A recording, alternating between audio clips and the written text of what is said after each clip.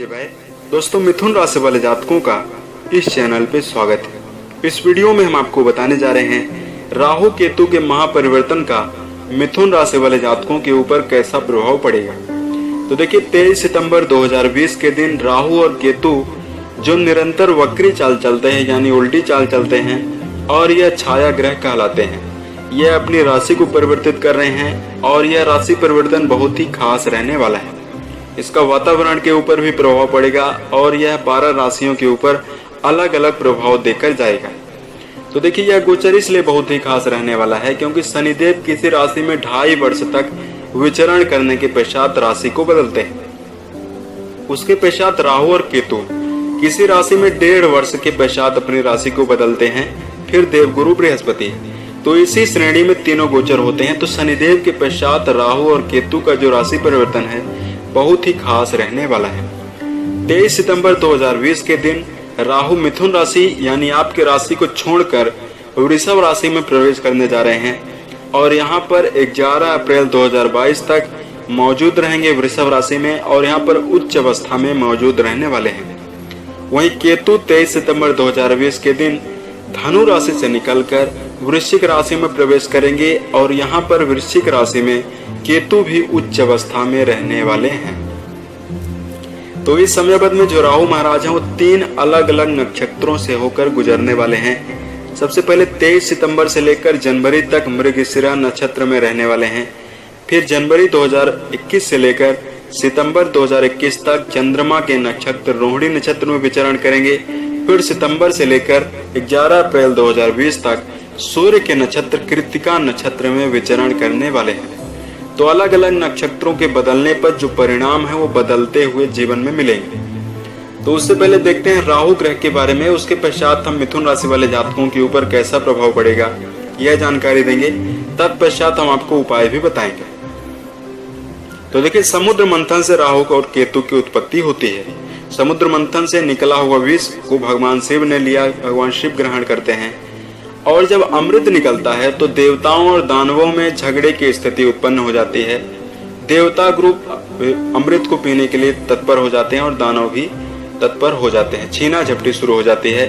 यहाँ पर भगवान विष्णु जो होते हैं मोहिनी का रूप धारण करते हैं, जैसा कि आपको पता है, और दोनों में देवताओं और दानवों में सुलह कराते हैं, समझाइश देते हैं कि हम दोनों ग्रुप को, दोनों समूह को अमृत हम पिलाएंगे मोहिनी का रूप धारण करके।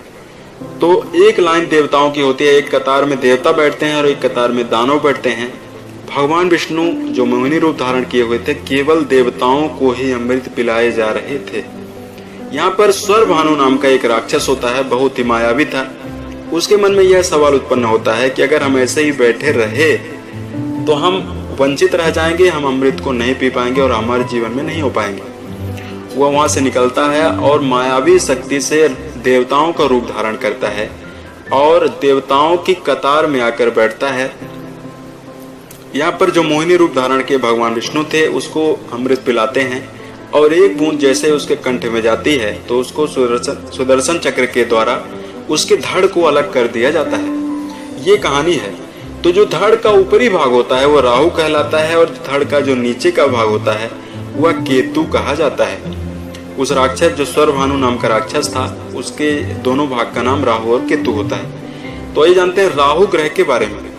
तो जैसे कि आपको पता है ये सारी चीजें होती है। तो आपने देखा होगा कि जब राहु ने भेष को बदला, अपने मायावी रूप से अपने रूप को बदला और देवताओं के ग्रुप में जाके बैठता है तो उस पूरे देवता मिलकर भी उस राक्षस को नहीं पहचान पाते हैं। तो यहाँ पर यह देखने के लिए मिलता है कि जो राहु होते हैं किसी भी इंसान को साहसी बनाते हैं, आकस्मिक किसी कार्य को करने की प्रेरणा जीवन में देते हैं। यह जीवन में एक छाया ग्रह है, लेकिन कुंडली पर मजबूत अवस्था में यदि होते हैं तो किसी व्यक्ति को रंक से राजा भी बना देते हैं। राहु बहुत ज्यादा शक्तिशाली हैं, किसी इंसान को भौतिकवादी बनाते हैं। वैज्ञानिक कार्य, शोध कार्य, देश विदेशों से जो व्यापार करने की क्षमता होती है यह राहु के प्रभाव से उत्पन्न होती है। किसी व्यक्ति को यदि अचानक सम्मान प्राप्त हो रहा है, अचानक बड़ा लाभ प्राप्त हो रहा है, लॉटरी लग जाना, ये सारी चीजें राहु के प्रभाव से देखने के लिए मिलती है। राहु को कठोर वाणी, जुआ, यात्रा, चोरी, दुष्कर्म और त्वचा रोग से संबंधित का भी कारक ग्रह माना गया है। यदि राहु शुभ अवस्था में कुंडली पर होते हैं तो कई प्रकार की स्थितियां देखने के लिए जातक के जीवन में मिलती हैं। जातक प्रखर बुद्धि का होता है और धर्म पालन करने वाला, और राहु के प्रभाव से जो जातक होता है उसकी महत्वाकांक्षा इतनी तीव्र होती है कि उसकी कितनी भी इच्छाओं की पूर्ति करा दी जाए, फिर भी जो जातक होता है निरंतर टॉप पर जाने के लिए कोशिश करेगा, आगे बढ़ने के लिए, और निरंतर प्रेरित होता रहेगा।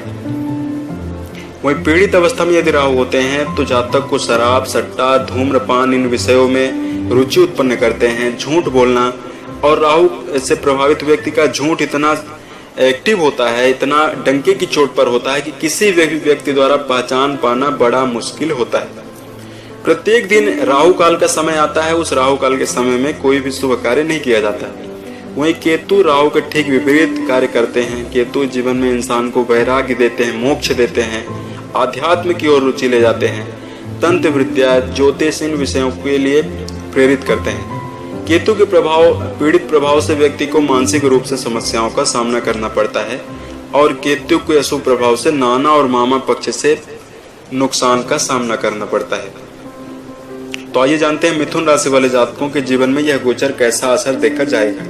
तो 11 अप्रैल 2022 तक आपको आकस्मिक जो भी लाभ जीवन में होगा, आपके जीवन में आकस्मिक होगा।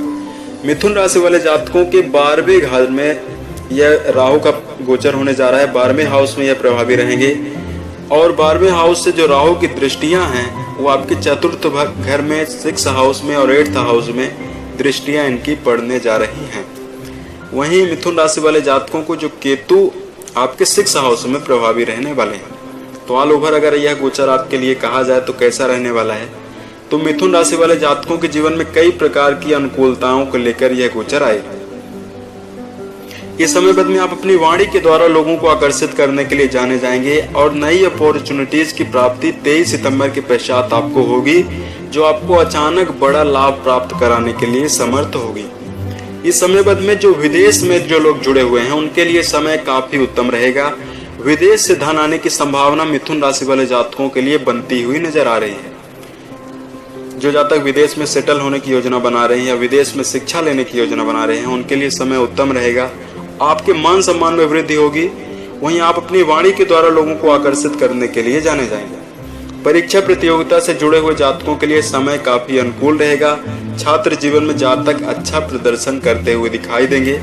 वहीं इस समय बद में रुके हुए कोई कार्य आपके बन सकते हैं। रुका हुआ यदि पेंडिंग में कोई कार्य है, कोर्ट में कोई कार्य है, उसके पूरे होने की पूर्ण रूपेण संभावना मिथुन राशि वाले जातकों के जीवन में बनेगी। वहीं करियर की दिशा में जो आपका वर्चस्व है, आपके पदाधिकारियों, जो आपके सहकर्मी हैं, उनसे उच्च रहने वाला है। आपकी जो प्रस्तुति होगी वो आपके बॉस से काफी ज्यादा उत्तम रहेगी। आप ऐसी योजनाओं को मन में लेकर चलेंगे, ऐसे आपके अंदर आइडियाज आएंगे जो सबको अचंभित कर सकते हैं। सरकारी कोर्ट कचहरी से आपको अच्छा लाभ प्राप्त होगा। सरकारी क्षेत्र से भी आपको जीवन में अच्छा लाभ प्राप्त होने की संभावना बनेगी। वहीं इस समय अवधि में मिथुन राशि वाले जातकों को धन लाभ की पूर्ण रूपेण संभावना बनती हुई नजर आ रही है। आपका धन आपको पर्याप्त रूप से प्राप्त जीवन में होगा। वहीं इस धन के प्रभाव के कारण आप घर में भवन खरीदने की योजना बना सकते हैं, वाहन खरीदने की योजना बनाई जा सकती है। मिथुन राशि वाले जातकों को निवेश सोच समझकर करने की आवश्यकता होगी। आर्थिक मोर्चे पर आपको सतर्क भी रहना होगा। यहाँ पर विदेशी लोगों से आपको अच्छा खासा धन प्राप्त होने की संभावना बनेगी। शेयर, सट्टा, लॉटरी इन चीजों में धन को व्यर्थ रूप में निवेश ना करें तो आपके लिए ज्यादा अच्छा रहने वाला है। प्रेम जीवन के लिए भी यह समय काफी उत्तम रहेगा, लेकिन प्रेम जीवन में शारीरिक रूप से भी आपके प्रेमी को कष्ट मिलता हुआ नजर आएगा। यहाँ पर आपको सावधान होकर चलने की आवश्यकता होगी। आपके जीवन साथी को शारीरिक कष्ट प्राप्त हो सकता है। वहीं पारिवारिक जीवन के लिए यह गोचर काफी उत्तम रहने वाला है। परिवार के व्यक्तियों का आपको सहयोग जीवन में प्राप्त होता हुआ नजर आएगा। परिवार में धार्मिक कार्यों का आयोजन हो सकता है जो मन में प्रसन्नता देंगे। आप घर के साग सज्जा पर, घर के लिए आप वस्तुओं को खरीदारी कर सकते हैं। उस पर अपने धन को आप काफी व्यर्थ में खर्च करते हुए आप नजर आएंगे। वहीं आपको अचानक से अचल संपत्ति और पैतृक संपत्ति प्राप्ति का भी योग इस समय अवधि में बन सकता है, क्योंकि समय बहुत ही ज्यादा रहने वाला है। 11 अप्रैल 2022 तक रहने वाला है और राहु और केतु किसी व्यक्ति को अचानक लाभ जीवन में देते हैं, तो यह आपके जीवन में जरूर बनती हुई नजर आएगी। स्वास्थ्य के लिहाज से यह गोचर काफी उत्तम रहने वाला है, लेकिन रुक रुक कर आपके मन में तनाव की स्थिति बनती हुई नजर आएगी। बीच बीच में कार्यों में अच्छाई होने के बावजूद भी विरोधी पक्ष से आपको सावधान होकर चलना चाहिए। यहाँ पर आपको विरोधी पक्ष मानसिक रूप से तनाव की स्थिति उत्पन्न कर सकते हैं। आपको ठंडे दिमाग से जीवन में आगे बढ़ने की आवश्यकता जीवन में होगी। अपने कर्म की रफ्तार को निरंतर तीव्र रखें। तो अगर मिथुन राशि के लिए कहा जाए तो ऑल ओवर यह राहु और केतु का जो गोचर है बहुत ही खास रहने वाला है, बहुत ही अच्छा है। जीवन साथी के शारीरिक कष्ट को आपको ध्यान रखकर चलने की आवश्यकता होगी। आइए हम आपको बताते हैं कुछ राहु और केतु से जुड़े हुए उपाय के बारे में। तो देखिए, हनुमान चालीसा का आप पाठ कर सकते हैं। शनिवार या मंगलवार के दिन चमेली के तेल का दीपक जलाएं और बजरंग बाण का भी आप पाठ कर सकते हैं। बुधवार के दिन आप साबुत उड़द का दान कर सकते हैं।